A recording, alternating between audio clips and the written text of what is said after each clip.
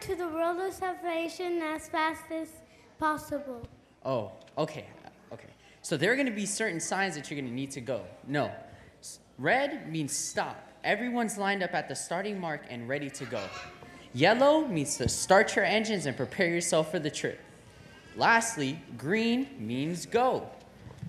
There are going to be some pit stops along the way now, you know? You're going to have to refuel, you're going to have to change, you're going to have to listen to the engineer, and you're also going to have to follow the commands of your crew chief. So church, I want everyone to be ready. Let's get ready to go and praise, to go and worship, and most importantly, to go and embrace the person next to you and wish them a happy trip on the road to salvation.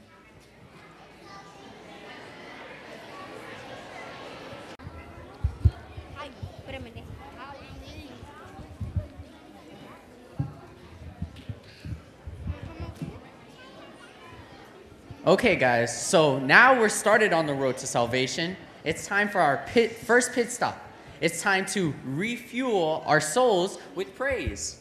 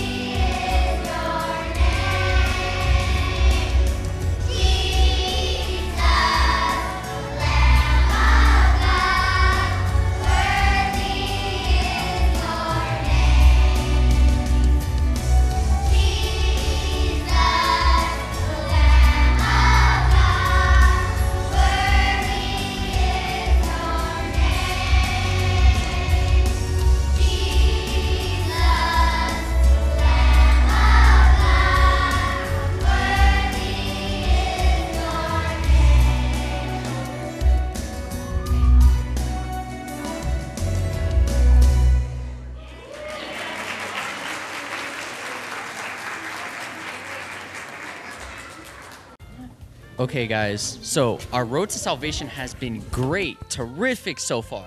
But now it's time for our second pit stop. We're going to change our hearts with prayer. Jalisa, please lead us to the throne. Dear gracious Father in heaven, we thank you for being our creator and giver of all good things. Most of all, we thank you for Jesus, who is the greatest gift of all to us. He is our Savior. Please use us to help others in need through a kind word or deed, and through our offering as well. Jesus, we lift up to you the names on the prayer list. In the name of Jesus we pray, amen.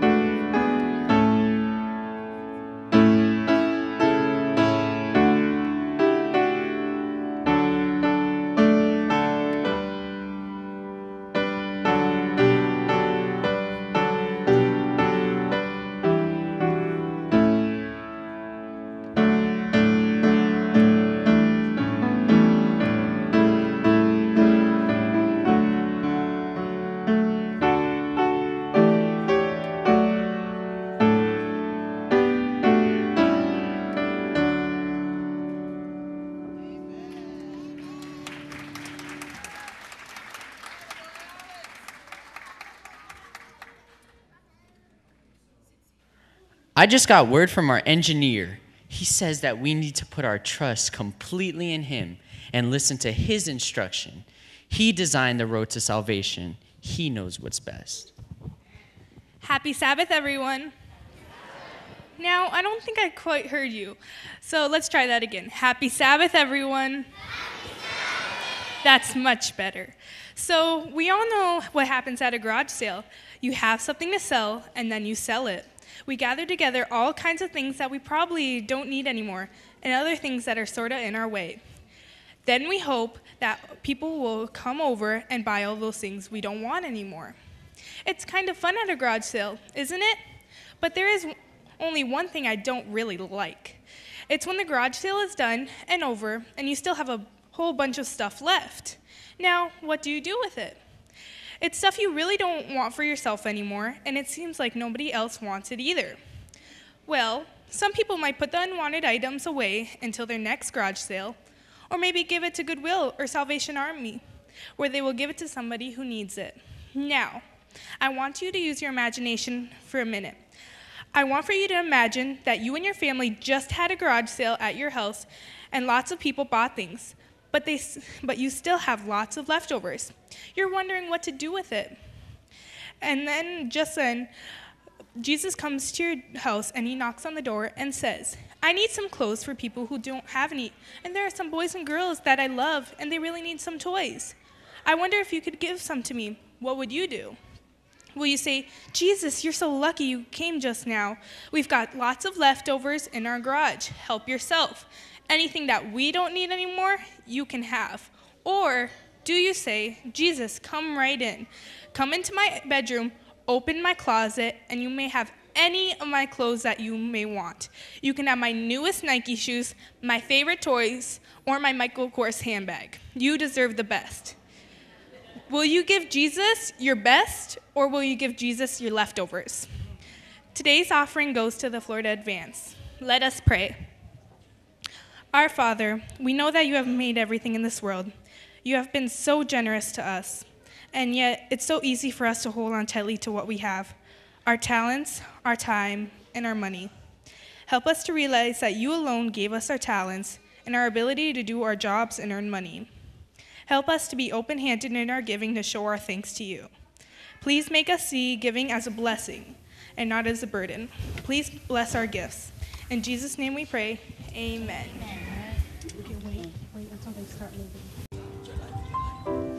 Okay, everyone, this has been a great trip on the road to salvation. We have refueled our hearts with praise from the choir and from the praise team. We've changed our hearts through prayer. We followed the instructions of our engineer, and now it's time for a very important update of the road strategy. Pastor Lafitte is going to teach us how Paul found the road to salvation. Let us listen carefully.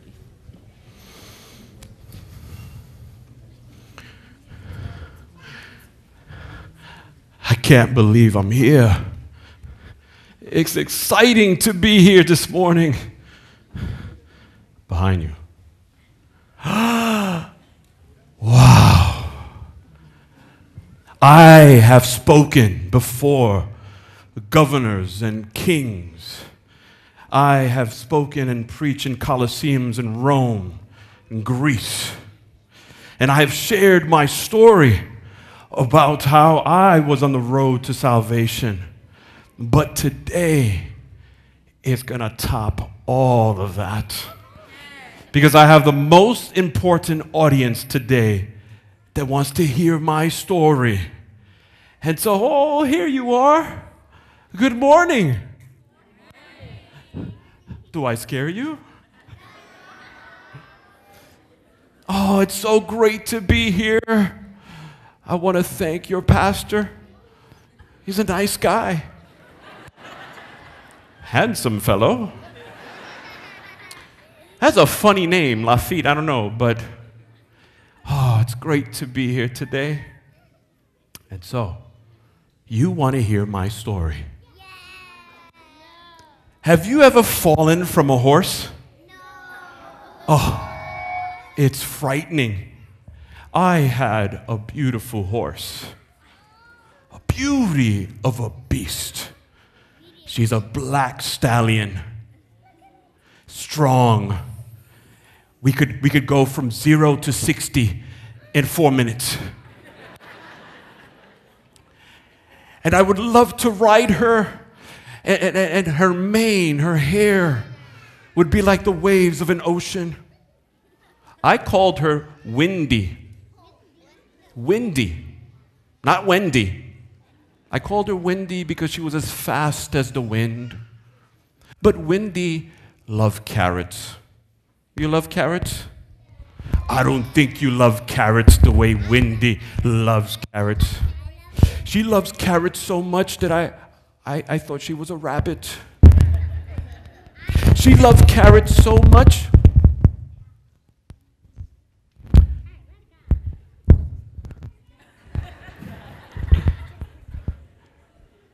excuse me. She loved carrots so much that she would even eat the green, leafy part of the carrot. And so she loved carrots, but carrots did not love Wendy. Oh, it upsets her stomach so much. I couldn't call her gassy, so I called her Wendy. Get it? Get it? Anyway. I just could go on and on and on. My name is Paul. Apostle Paul. But I was not born with that name. The name that was given to me by my mom is Saul. And I was born in the city of Tarsus. And Tarsus was like your city here of Miami. It was a university city. If you wanted an education, you would go to Tarsus. And so I am a Jew. But I was also a Roman citizen. And so I grew up just like every other Jew, dreaming of the day when the Messiah would come. The day when the Messiah was going to come and kick out the Roman Empire. And now the Messiah with Israel, we were going to rule the world.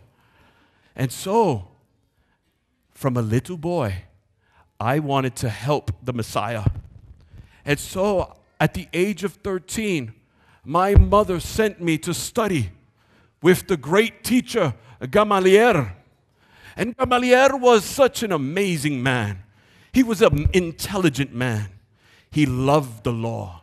He lived the law. He breathed the law. And so at 13, I went to school with Gamaliel. And so part of being a Pharisee, I had to learn the Torah. The Torah is the books of Moses. You've heard of the books of Genesis, Exodus, Leviticus, Numbers, Deuteronomy. I had to memorize those by the age of 13. And so as I grew up, I then memorized the books of Daniel and the books of the prophets and the books of the Psalms. So by the time I became a Pharisee, I had the whole Old Testament memorized. And on that day, Gamaliel gave me the robe and the privilege of being a Pharisee, not a king. Better than a king. Better than a king. Thank you. And so now my job was to teach people about the Messiah, about God. But there was a problem. Around this time, there was this perverted truth that came into the church. There was this perverted truth that said that the Messiah had come. This Jewish man, this Jewish carpenter, who proclaimed that he was not only the Messiah, but that he was also the Son of God. And I could not believe that these truths were coming into the church. Not only that he was the Messiah, but that he died for our sins. And not only that, these Christians, these Cristianos, these little Jesus were saying that this Jesus resurrected from the dead. How silly is that? And so I made a decision that I was going to destroy this perverted truth that came into this church. And so I heard that there was a deacon named Stephanos. The original disciples of Jesus were all over the world preaching this nonsense. But they left behind the deacons. There were 7 of them. And there was one whose name was Stephanos, Stephen. And you know, to tell you the truth, I should have left him alone. He was a man that loved God. He was full of faith and full of power. But I could not stand how he would preach these lies. And so I orchestrated for Stephen to be dragged into the Sanhedrin, where there were 71 of us. And I lied. I told my friends, let's lie and let's make sure that Stephen never speaks again of this Jesus. And so, one member, one leader after another started accusing Stephanos falsely. And I don't know why this happened next. Because what they should have done was to throw him in prison. But they did not. What they did was they asked Stephen, are you innocent of these charges? And so, instead of throwing Stephen to jail, they asked him, what do you think of these charges?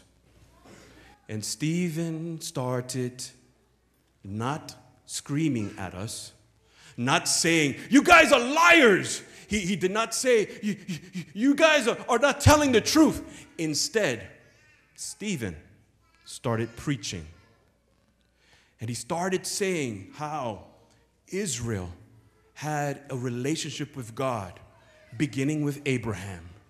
And from Abraham to Isaac to Jacob to King David to King Solomon, Stephen was talking to us about how God has always been merciful towards Israel.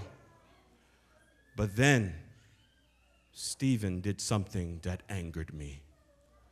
Stephen said, and you, supposed to be leaders of the church, you uncircumcised of the heart, you uncircumcised of the ears, you have killed the prophets, and you also killed the Son of God. You have rejected the Holy Spirit. And at this point, I was angry. At this point, I was like, how dare this infidel, how dare this uneducated deacon talk to us about the love of God. But then it got worse. Then Stephen looked up and he said, behold, I see him. I see the Son of God. I see Jesus standing on the right hand of the Father. And that infuriated me. And so I ordered the men, take him out. You will not blaspheme the Sanhedrin. And so we grabbed him and we took him out.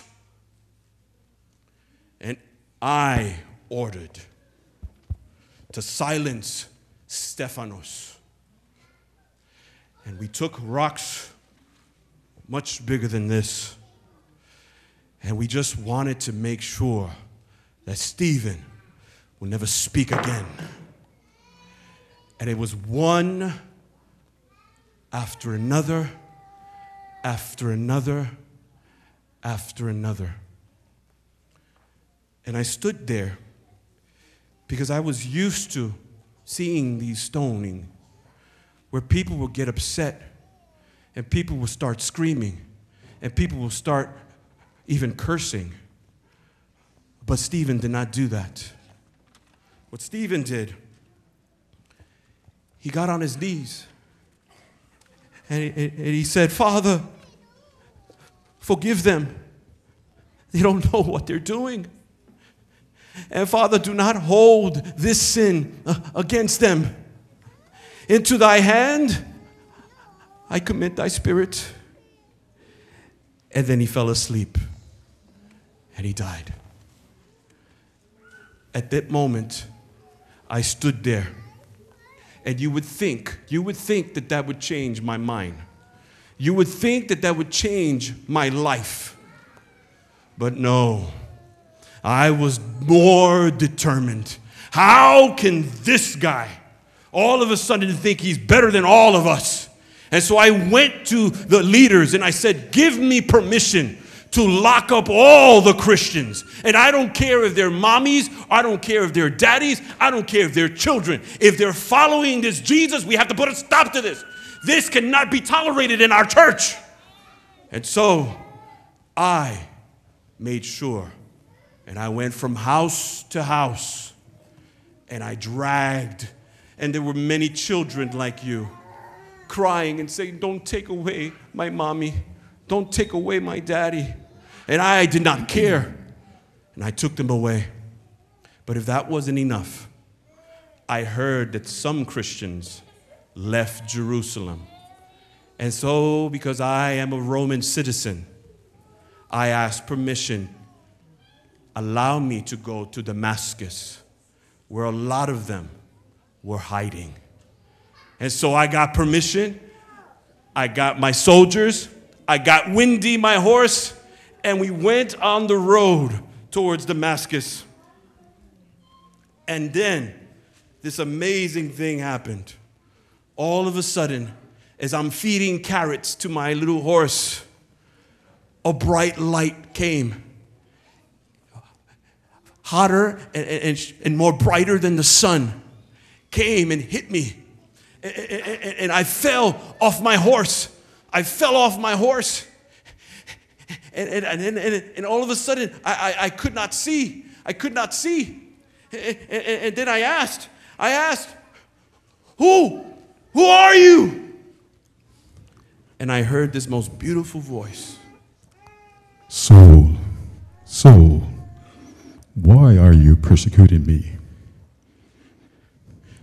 Who are you? What do you want me to do? I am Jesus, whom you are persecuting. But rise and enter the city, and you will be told what you are to do.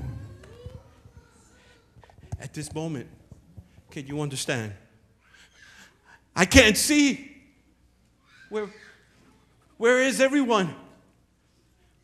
And my friends thought I was crazy because they did not hear the voice. They did not hear the voice. All they heard was thunder. All they heard was thunder.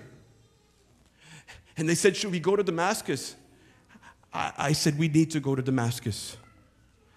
At that moment, I realized something. God loves me. My plan was to go and destroy these Christians. And at this moment, it wasn't that I was looking for God. God found me on this road. And at this moment, I repented. Repent means to turn around. And so at this moment, at this time, I was no longer a Pharisee. I no longer wanted to be a Pharisee. I no longer wanted to be a persecutor of Christians. But I did not know what God wanted me to do. And so at this moment, in this first stop of this road is called repentance. And I want you all to understand that the Bible says that we have all sinned, all of us. But God forgave us. And at this moment in the repentance, I said, I no longer want to live this way. And so for 3 days, I could not see. For 3 days, they took me to Damascus, where I saw a prophet named Ananias. And you could imagine he was afraid because he thought I was going to kill him. But then he placed his hands on my head and he prayed to God.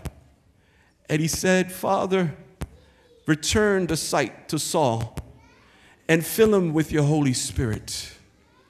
And at that moment, I was a different man. Ananias baptized me.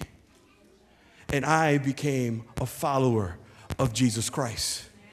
And so I repented. I no longer wanted to live that way. And now I'm in this part of the road. It's called you live. And what did I believe? What did I believe? I believed that God demonstrated his own love towards us, that while we were yet sinners, while I was an enemy of God, while I was stoning and ordering Stephen to die, God said, oh, Saul, I love you, man. I love you. Have you ever done something bad? I remember one time, my mommy said to me, don't play in the house. I had this ball, this big super ball, the ball that you bounce. Have you ever seen that ball? And so my mommy left. My mom left, and I saw the ball, and the ball was calling me. And so I just touched the ball, and I started playing with the ball in my hand. And then I said, oh, this isn't so bad. And so I bounced the ball on the floor. And I was like, this is not so bad. And then I had this great idea. What happens if I bounce the ball a little higher and a little harder? And so I threw the ball, and now the ball, doom, doom, doom, doom, doom, doom, doom, doom, doom, doom, doom. And all of a sudden, I saw it in slow motion. The ball was going towards my mother's chinero, where she keeps all the expensive plates.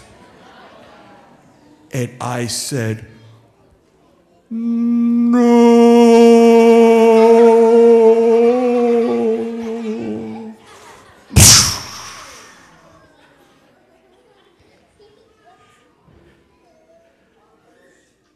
I'm in trouble.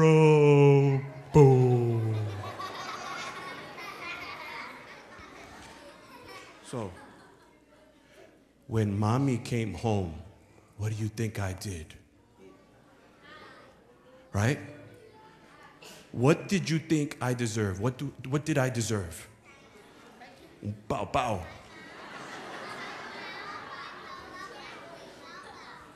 My mother was a Jew. She didn't believe in timeout. It was pow pow. And so I came and I took the plate that my mother loved. I tried to glue it together and I put it in the back so that my mother wouldn't see. And when my mother came, I said, Mommy, hello, Mommy. Let me take your shoes and let me take your coat. And my mother said, what did you break? You played with the ball, didn't you?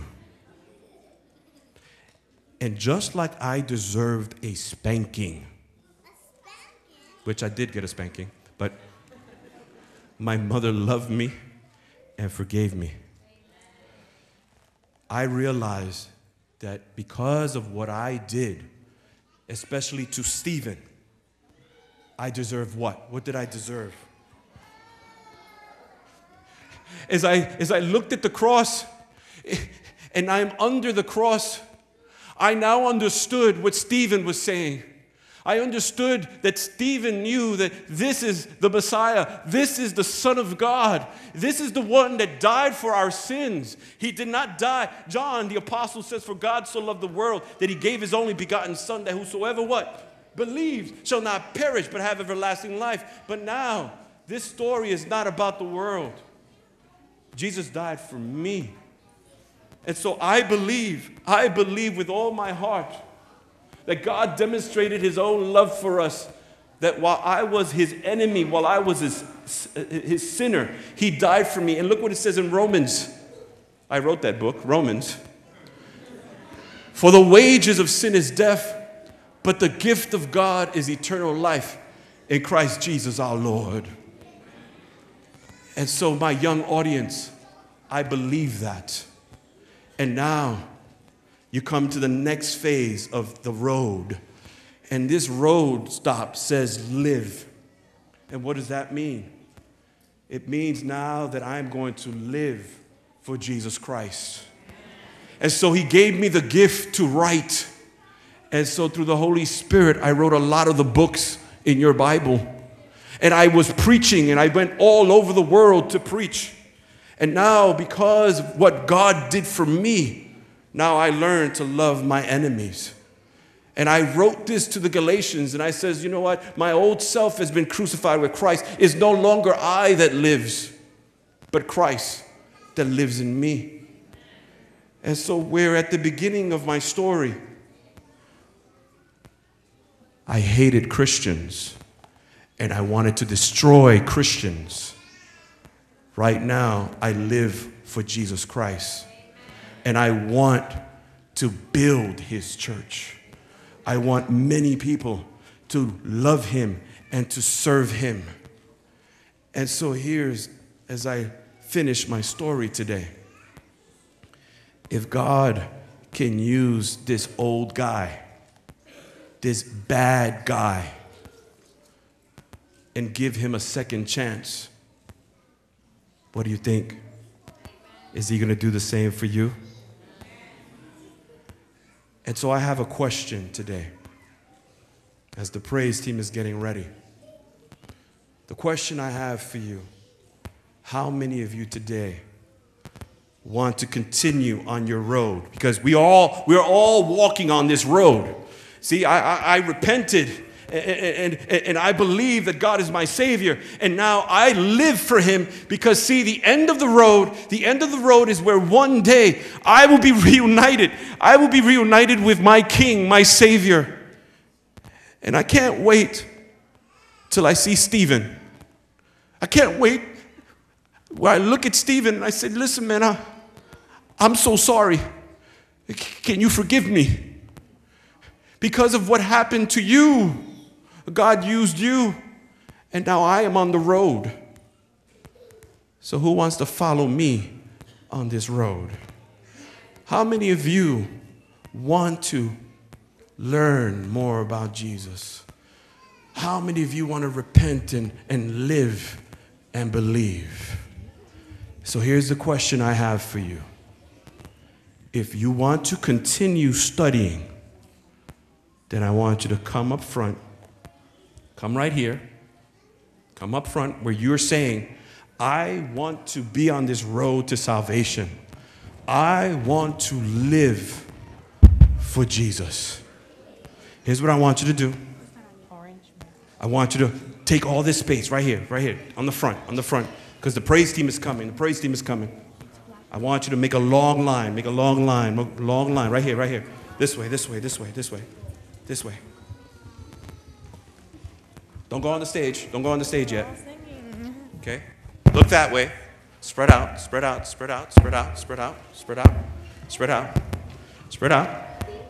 Okay? Here's what we're going to do now. Okay? Here's what I want you to do. I want you to move up for me. Can you move up for me? Move up for me. Yes, move up. Go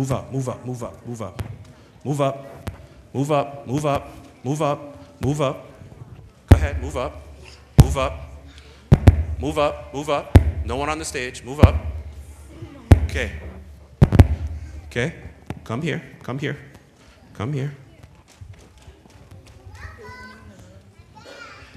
Isn't this a beautiful sight, church? I wish your pastor was here to see this.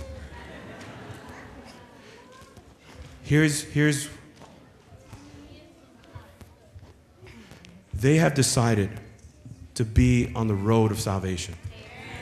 They have decided that they're not going to stop. I heard someone told me that as these little ones grow up, there comes a time in their life when they leave God and leave church. I pray that does not happen with them, right? So here's what I'm going to do. Parents that are here, if your child is up here, because they made a decision today. They made a decision that they are going to follow Jesus. And in a minute, they're going to get a card. And so now I'm asking parents, if your child is here, can you come up and stand behind them? Come here, stand behind them. Because at the end of the day,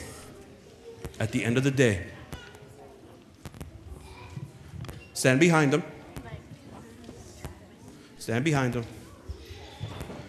At the end of the day, God is going to ask you, parent, where is the child that I gave you? So stand behind them. Stand behind them. Stand behind them. Stand behind them. And I know that you're going to be receiving a card in a minute. But this is a commitment that you're making.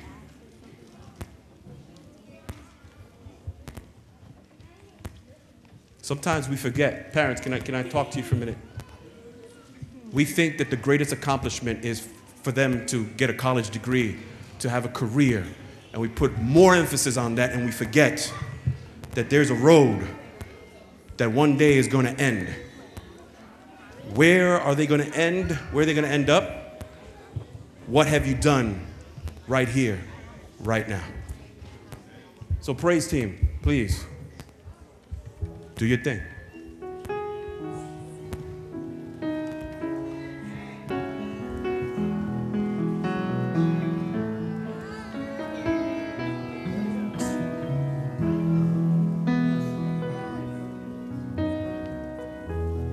You are the strength when I am weak.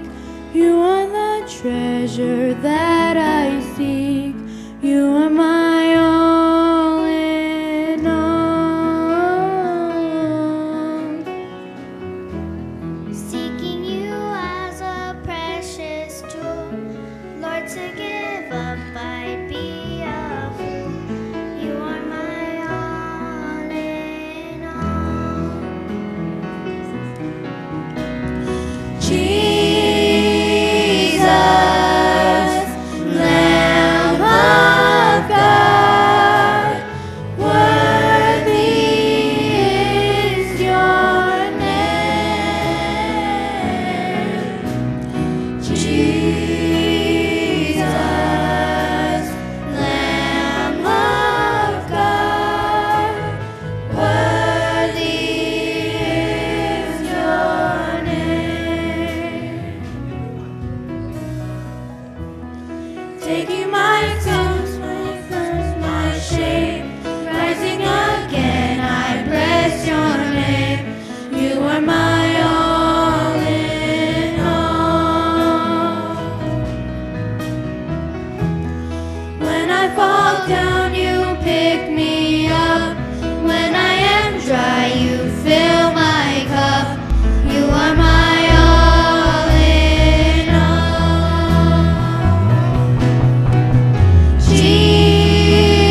Jesus, Lamb of God, worthy is your name. Jesus, Lamb of God, worthy is your name. Jesus, Lamb of God, worthy is your name. Jesus, Lamb of God, worthy is your name. Worthy is your name. Worthy is your name.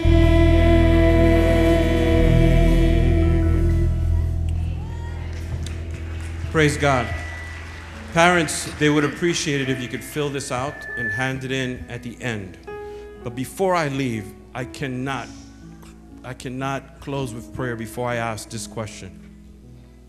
I don't know if you caught this. I've preached all over the place. And when I ask for a decision for people to accept Jesus, it's never as easy as it was just now. The Bible says that we need to be like the little ones. Even before I finished the question, they were, yes, I want to be with Jesus. And so maybe there's someone here today. Maybe you came to visit. Maybe you came to support. And maybe you heard my story. And maybe you're thinking that I am no good and God can never love me. And God, I have other things. I had everything. And God met me on this road. And He turned my life around. And so, is there someone that wants to say today, hey, I too want to join the children, and I too want to study because I want to be baptized one day. I want to surrender my life to Jesus Christ. Is there an adult here that wants to make the same decision that all these children just made today? Is there someone? Someone in the balcony? Well, praise God. That means everyone here in the sound of my voice has a relationship with Jesus Christ. Praise God.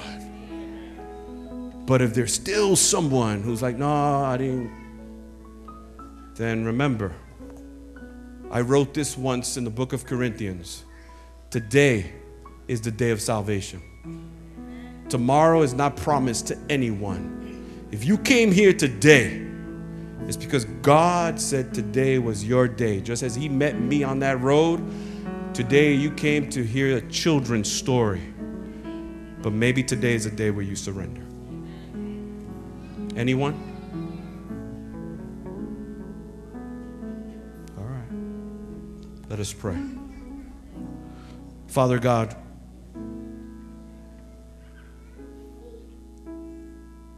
Father, I was the scum of the earth.